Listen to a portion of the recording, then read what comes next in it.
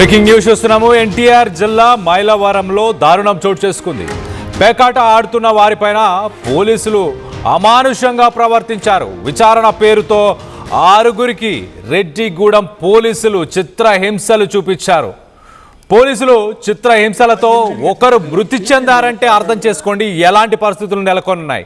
మరొకరికి చాలా సీరియస్గా ఉన్నట్టు కూడా తెలుస్తుంది. 6గురిని అరెస్ట్ చేసి విచారణ పేరుతో విచక్షణ రహితంగా కొట్టడంతో ఒకరు చనిపోయారు, మరొకరికి తీవ్ర గాయాలై చాలా సీరియస్గా ఉన్నట్టు తెలుస్తుంది. చచ్చిపోతున్నామన్నా కూడా వదలలేదంటూ ఆ బాధితులు కన్నీళ్లు కారుస్తున్నారు. పోలీసుల తీరుపైన మృతుడి బంధువులు ప్రస్తుతానికి ఆందోళనకు దిగారు. వాళ్ళపైన చర్యలు తీసుకోవాలంటూ ఉన్నత అధికారులకు ఫిర్యాదు కూడా చేస్తామంటూ బాధిత కుటుంబం ఎం కోడూరు సమీపంలో పేకాట స్థావరాలపైన కోడూరు సమీపంలో పేకాట స్థావరాలపైన ఈ దాడి చేశారు. దాడుల్లో 6గురిని కోడూరుకి సంబంధించిన పోలీసులు మొదటగా 6గురిని అదుపులోకి తీసుకున్నారు. దాని తర్వాత బాధితుల నుంచి నగదు, వస్తువులు, అలాగే మరొక 20,000 రూపాయలు ప్రతి ఒక్కరి దగ్గర వసూలు చేశారు. వసూలు చేసిన తర్వాత ఈ పోలీసులు రెడ్డిగూడెంకి సంబంధించిన పోలీసులకి బాధితులని అప్పగించారు. ఈ 6గురి దగ్గర డబ్బులు తీసుకున్నారు, వస్తువులు తీసుకున్నారు, 20,000 రూపాయలు తీసుకున్నారు. డబ్బులు తీసుకొని మరొక పోలీస్ స్టేషన్ కి వీళ్ళందరినీ అప్పగించారు. ఆ రెడ్డిగూడెం పోలీస్ స్టేషన్ మరొక పోలీస్ స్టేషన్ అంటే రెడ్డిగూడెం పోలీస్ స్టేషన్. ఆ రెడ్డిగూడెం పోలీస్ స్టేషన్ లో మళ్ళీ బాధితుల దగ్గర 25,000 రూపాయలు మళ్ళీ పోలీసులు వసూలు చేశారు. వసూలు చేసిన తర్వాత ఆ డబ్బులు ఇచ్చిన తర్వాత విచారణ అంటూ మొదలుపెట్టి వాళ్ళని బాదారంటూ బాధితులు ఆవేదన వ్యక్తపరిచారు. ఒక్కసారి మొదటగా బాధితుల మాటల్లోనే ఆ జరిగిన ఘటన గురించి వినే ప్రయత్నం చేద్దాం. దాని తర్వాత డీటెయిల్ గా మాట్లాడుకునే ప్రయత్నం చేద్దాం.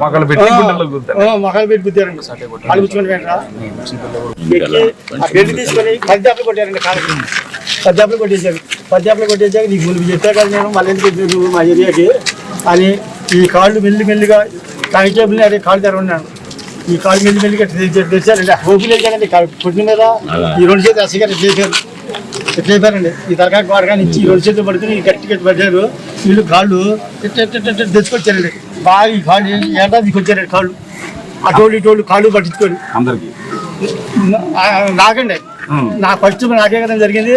ఈ మెల్లి జరిపించుకొచ్చాక ఏడాకి వచ్చాక అమ్మ నేను చచ్చిపోతున్నానండి అని దండం పెడుతున్నానండి. ఈ దండం పెడతా కూడా ఈ 2 చేతులు మీ దండం పెడతానండి అంటే నేను అనేసరికి ఈ కాళ్ళు చెరువు పక్క ఎక్కేసారండి. ఈ కాళ్ళు మిగిలిన కాయ చెప్పలేదండి. ఈ ఎస్ఐ గారు ఈ చేతిలో తలకాయ పట్టుకుని తలకాయ నేను అమ్మ దండం పెడతాను మీరు చచ్చిపోతాను సరికి ఈ తలకాయ గోడకేసి పొడుతుంది కానీ వదిలిపెడతలేదండి. తర్వాత రెండు అతను ఈ బాబు గారు వచ్చారండి. ఇది ఏది నా చాటే మండలం ఇది ఎస్ఎంఆర్ మండలం కదండి. ఈ బాబు గారు వచ్చారు 3 చేతులు తీసినాడు చేతుల మీద. బాధితులు చాలా క్లియర్గా ఎక్స్ప్లెయిన్ చేస్తున్నారు. 2 కాళ్ళని తాళ్లతో కట్టి వాటిని లాగే ప్రయత్నం చేశారు. 2గా ఇలా లాగే ప్రయత్నం చేస్తే అప్పుడు నేను చచ్చిపోతున్నాను మహాప్రభు మీకు దండం పెడతాను అంటూ నేను వాళ్ళని వేడుకున్నా కూడా వదిలిపెట్టలేదు. మొదటగా నన్నే అలా చేశారు. దాని తర్వాత మిగతా వ్యక్తులను కూడా అలానే వాళ్ళని ఇబ్బంది పెట్టారు, వాళ్ళని బాదారు, చచ్చిపోతున్నామన్నా కూడా వదిలిపెట్టలేదంటూ బాధితులు ఆరోపిస్తున్నారు. దీనికి సంబంధించి మరింత అప్డేట్ తీసుకునే ప్రయత్నం చేద్దాం. ఏపీ నుంచి మా ఇన్పుట్ ఎడిటర్ కృష్ణమోహన్ అందుబాటులో ఉన్నారు. కృష్ణమోహన్తో మాట్లాడి తెలుసుకునే ప్రయత్నం చేద్దాం. కృష్ణమోహన్ చెప్పండి, అసలు సిరీస్ ఆఫ్ ఈవెంట్స్ చూస్తుంటే మొదటగా ఒక పోలీస్ స్టేషన్ కోడూరుకి సంబంధించిన పోలీసులు వీళ్ళని పట్టుకున్నారు. వీళ్ళ దగ్గర ఉన్న వస్తువులు, డబ్బులు అన్నీ లాక్కున్న తర్వాత మళ్ళీ ఇంకొక పోలీస్ స్టేషన్కి ఇంకొక పోలీసులకి ఆ పోలీస్ స్టేషన్కి సంబంధించిన పోలీసులకి అప్పగించారా ఏంటి? ఏం జరిగింది? మొత్తం ప్రస్తుతానికి ఎలా ఉంది వాళ్ళ ఆరోగ్య పరిస్థితులు? కళ్యాణ బేసిక్గా కృష్ణా జిల్లాలో పోలీసులు వ్యవహరిస్తున్న తీరు ఇటీవల కాలంలో చాలా విమర్శలకు దారితీస్తున్న పరిస్థితి.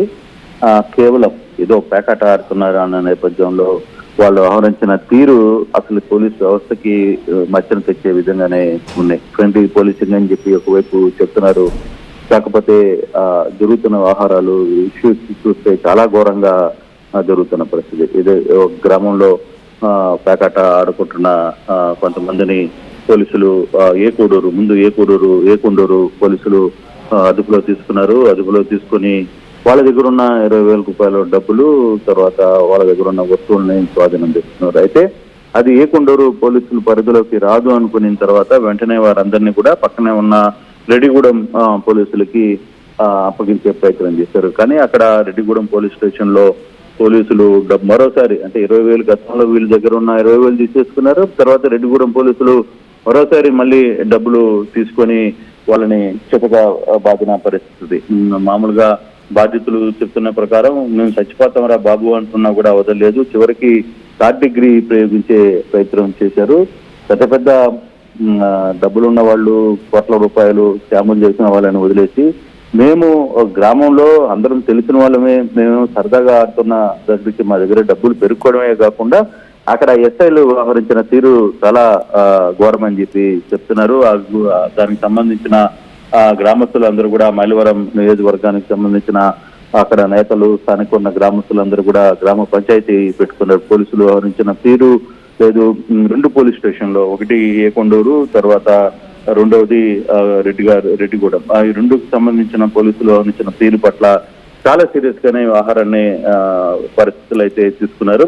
దీంట్లో ఈ సంఘటనలో ఒక వ్యక్తి కూడా మృతి చెందారనే ఒక అంచనా వస్తుంది, కానీ దానికి ఇంకా క్లారిఫికేషన్ రాలేదు. రాత్రి నుంచి దీని మీద పోలీసులు ఇష్యూని ఎక్కడికక్కడ బయటికి రానియకుండా దీన్ని తొక్కే ప్రయత్నం అయితే పెద్ద ఎత్తున జరుగుతోంది. స్థానిక ఉన్నతాధికారులు కూడా ఈ వ్యవహారాన్ని బయటికి రానియకుండా కొంత మేనేజ్ చేసే ప్రయత్నం అయితే చేస్తున్నారు. ఇటీవల కాలంలో విజయవాడ, కృష్ణా జిల్లా, విజయవాడ కేంద్రంగా కూడా కొందరు అధికారులు వ్యవహరిస్తున్న తీరు పట్ల చాలా అలిగేషన్స్ అయితే వస్తున్నాయి. దీనికి సంబంధించి పూర్తి స్థాయిలో ఉన్నతాధికారులు దృష్టి పెట్టాల్సిన అవసరం అయితే ఉంది.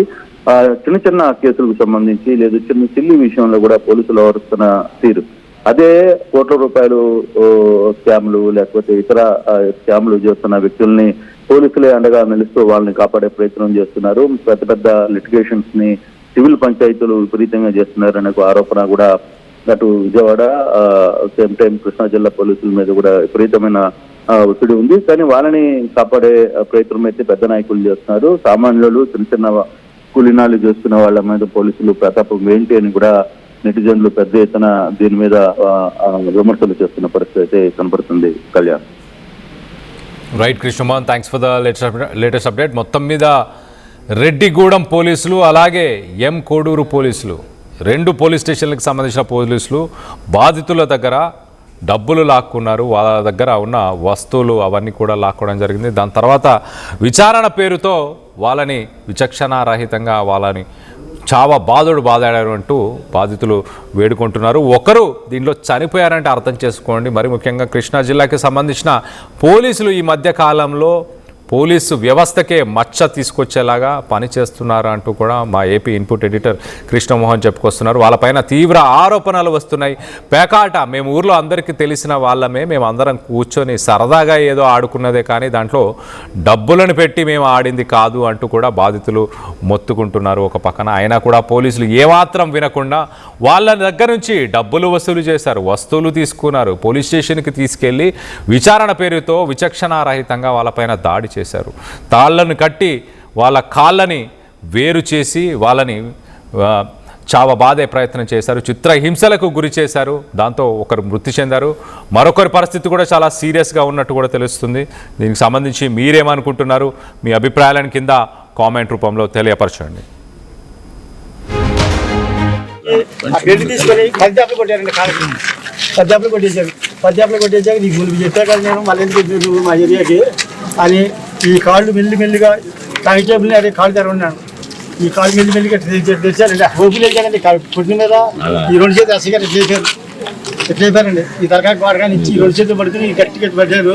వీళ్ళు కాళ్ళు తెచ్చుకొచ్చారండి. బాగా ఈ కాళ్ళు ఏటా తీసుకొచ్చారండి. కాళ్ళు అటోళ్ళు ఇటోళ్ళు కాళ్ళు పట్టించుకోండి అందరికి నాకండి.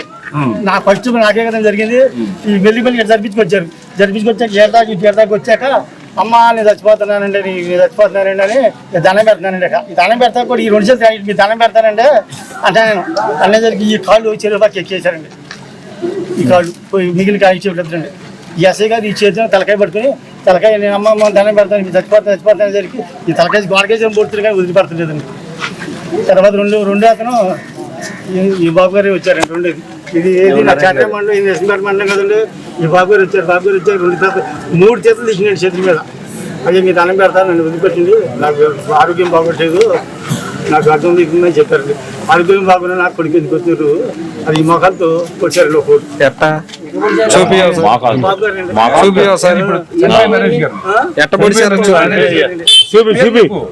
చనిపోయిన నరేష్ గారు అండి. ఎట్టకొడిసారో చూపియాలి సార్. ఆడుకోండి అంటే రాడ్లు పువ్వులు అయినసరికి పువ్వులు మీ దాని ఈ కొట్టి మీద మటకెత్తిపోతుంది కదండి. బెల్ట్ పెట్టి కొడితే మటకెత్తిపోతుంది. ఏమన్నా మీ దాన్ని పెడతాండి కానీ కాలు పుచ్చుకోండి అంటే కాలు పుచ్చుకోండి వేయట్రా మొక్కలు పెట్టి గుద్దారండి. కాలు పుచ్చుకోండి వేయట్రా. ఇప్పుడు కింద పడిపోయిందండి. మొక్కలు పెట్టి గుద్దింది కదండి.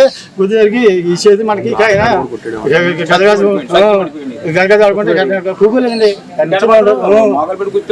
చెప్పని మాట్లాడేది మమ్మల్ని 9:30 అయిందండి. ఎంత డబ్బులు తీసుకున్నారు? నా దగ్గర రెడ్డి స్పెషల్ వాళ్ళు 13,000 అండి. ఎస్ఐ గారు 20,000 అండి. ఏ కొండూరు ఎస్ఐ గారు అందరి దగ్గర అట్లానే తీసుకున్నారా? అందరూ ఒక అతని దగ్గర 3,000 ఉండే, ఒక అతని దగ్గర 2,000 ఉండే. కేసు రాశారా మీరు దొరికారు డబ్బులు తీసుకున్నారు కదా, కేసు రాశారా? కేసు మరి మా తెలియదు కదండి. కేసు అంటే మా మీద మాతో ఆధార్ కార్డు ఇవన్నీ తెప్పించుకొని ఎఫ్ఐఆర్ చేయకుండా డబ్బులు తీసుకున్నారు, వసూలు చేసుకుని దగ్గర పెట్టేసి మా దగ్గర ఏ కొండూరు ఎస్ఐ గారు స్పెషల్ తీసుకున్నారు నా దగ్గర డబ్బులు. ఈ ఎస్ఐ గారికి అప్పు చెప్పారు. ఈ ఎస్ఐ గారికి 40,000 అంటే ఇచ్చారండి. ఈ దొరికినాయని ఆ ఎస్ఐ గారికి ఇచ్చారు. ఈ లెక్కేసారు 27,000 27,000 మన సంబంధం లేదు కదా. నా సంబంధం ఉంటే 100 రూపాయలు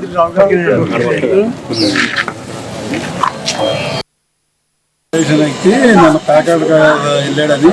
ఎక్కడికండి? శ్రీరాంపురం, రెడ్డిగూడెం మండలం. శ్రీరాంపురం వెళ్ళాడని అక్కడ పోలీసు వారు రైడ్ చేసి వారిని కస్టడీలోకి తీసుకున్నారు. ఎప్పుడండి?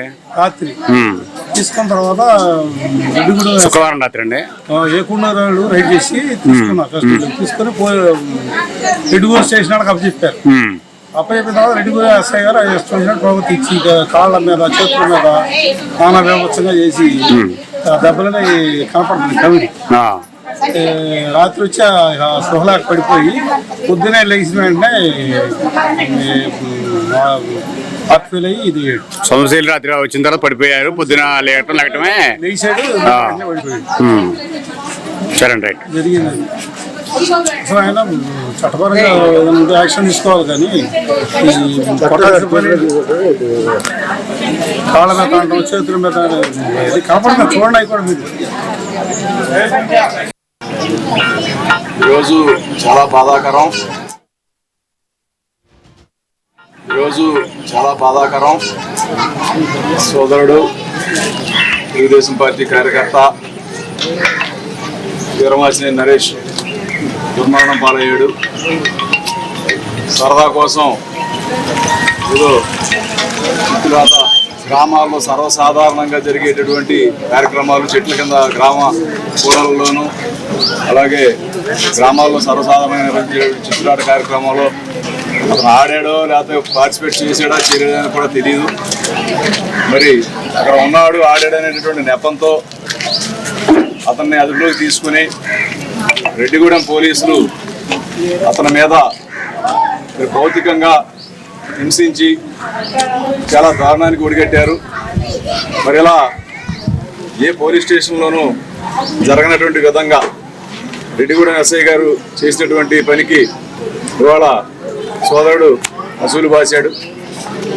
మరి ఈ యొక్క కార్యక్రమంలో ఎవరిదైతే బాధ్యత ఉందో ఆ బాధ్యత ఉన్నటువంటి అధికారుల పైన చట్టానికి వ్యతిరేకంగా చేసినటువంటి పనికి వాళ్ళ మీద చర్యలు తీసుకుని ఈ కుటుంబానికి, సోదరుడి కుటుంబానికి న్యాయం చేయవలసిందిగా కుటుంబానికి న్యాయం చేసి కుటుంబానికి పార్టీ తరఫున మేము చాలా బాధపడతా ఉన్నాం. నిన్న రెడ్డిగూడెం స్టేషన్ నరేష్ వచ్చారని పొద్దున్నే ఆఫీస్కి వచ్చి 7 గంటలకు దీని కుటుంబానికి న్యాయం జరిగింది, న్యాయం చేయవలసిందిగా కోరుతాం.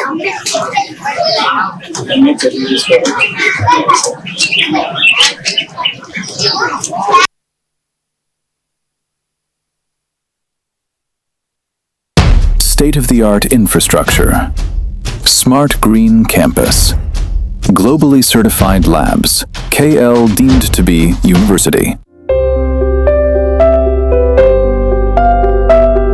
చిన్న చిన్న ఆనందాలు 35 ఏళ్లుగా నా జీవితంలో లేవు. 35 ఏళ్లుగా నేను డైపర్లలో బ్రతికాను. 6 సెంటీమీటర్ల ఫిస్టులా నా మూత్రాశయంలో లీకు కారణమైంది. ఎవరూ నాకు సహాయం చేయలేకపోయారు. AINUలో వైద్యులను కలిసే వరకు. అక్కడ వారు రోబోటిక్ శస్త్రచికిత్సతో నాకు పరిష్కారం ఇచ్చారు. వారు నా ఆత్మవిశ్వాసాన్ని కూడా తిరిగిచ్చారు. Precision care makes it possible. The Center for Robotic Surgery at AINU